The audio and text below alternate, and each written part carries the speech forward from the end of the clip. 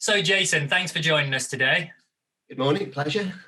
So, you were going to take us through Nalgene, which have had a few developments, but they're ultimately a product that I think a lot of our audience will be familiar with, not least because, I think everyone owns one. And not only does everyone own one, but because of the fact they're pretty much indestructible. And that's coming from someone who's reversed over their own Nalgene in a car and had it survive. They were quite a remarkable product.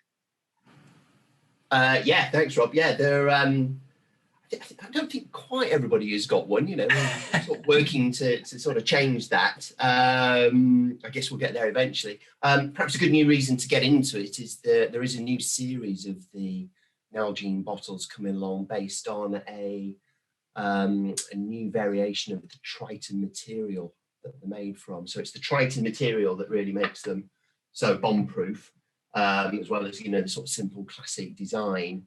So the Triton Renew material, it features 50% recycled content. So this is pretty cutting edge stuff. Next generation recycling technology delivers the Triton Renew, which, as I understand it, at a molecular level is indistinguishable from original virgin Triton material. So taking one-use bottles, out of circulation, away from landfill, putting them back into an Nalgene bottle, which we know is going to last forever and ever. It's got to be a good thing. I guess you potentially answered my next question there, because if they are identical on a molecular level, because the other thing as well is what you don't want when you're making these things is to sacrifice, say, for instance, any durability you once had. That was what made the product so well. Strong was going to be the word that I was going to use in several ways. But with these, it sounds like very much like for like in terms of that durability. It is, yeah. It's been a long time in development, this. It really is everything for them. So it is a sort of step-by-step process. At the moment, it's 50% recycled content, whilst to get a confidence in building up towards it. Long-term goal will be to get towards 100%. The other thing we've really got to look out for with this is that the Triton material is certified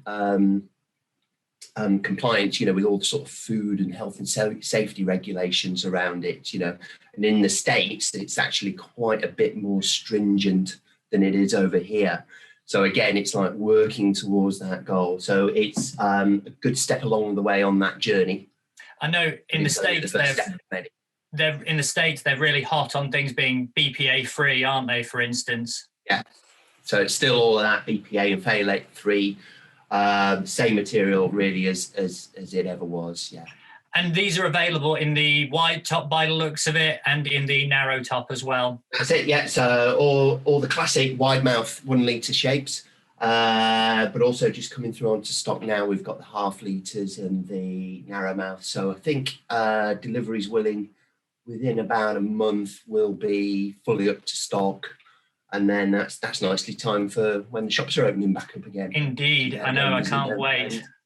Visit your local retailer. Exactly, it'll be nice to go back to our local retailers again. I live, as I say, very happy to see you.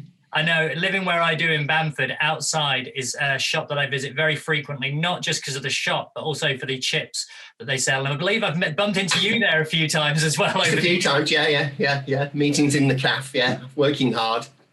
Hey, well, really good to catch up, Jason. They look like it's just such an obvious and brilliant improvement, and the fact that there's no difference in terms of the durability just means it kind of seems like a no-brainer. Really, it's great. There's literally no downside to it that I can think of. So, yeah.